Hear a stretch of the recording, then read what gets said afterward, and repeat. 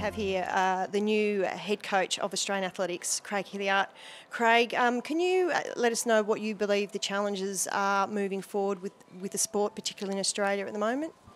We're in a bit of a transition. We've relied pretty heavily in the past on the Sally Pearsons of this world and Jared Talent for our medals. Sally, unfortunately, is not here by virtue of a fairly tragic accident in Rome. But, look, we've still got some medal chances. We've got a lot of younger athletes in this team. We've got a mix of, youth and experience, really. So I'm looking forward for those younger athletes. It's really part of their athletic journey, start of their athletic journey at the moment to embrace this World Championships, look forward to Rio, and then the next 4 years post that.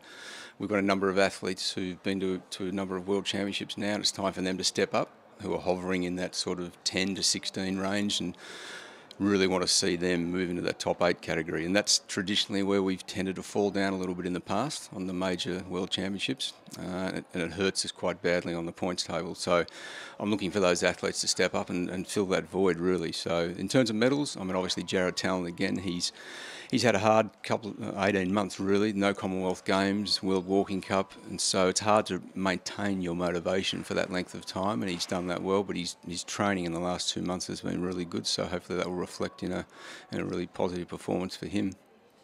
How do you help the athletes in an environment like this? It's so foreign, they come here and you sit around all day, the temperature's gone from summer to winter. How do you help athletes remain normal in a championship environment like this? A lot of education goes into that, certainly through our junior programs. So by the time they reach, a lot of them have been to World Youth, World Junior, Commonwealth Games, so they've been through some of those processes before. And hopefully you iron out a lot of those things to avoid and expectations of a village, such as living in a hotel. And it's sort of a cramped environment, shared accommodation. We've been in a training camp in Japan prior to this, which was really good. And that's, one, it was really good for motivation and team morale. And we had a lot of our personal coaches in there as well, which was very important, I think. They're the people who get those athletes into the team. And it's important to engage them. So that's sort of been a strategy or philosophy of Athletics Australia to really develop that arm of the coaching side, coaching expertise. On top of that, I think, as I said, the education, athletes know what to do now. They know what not to eat, what to eat.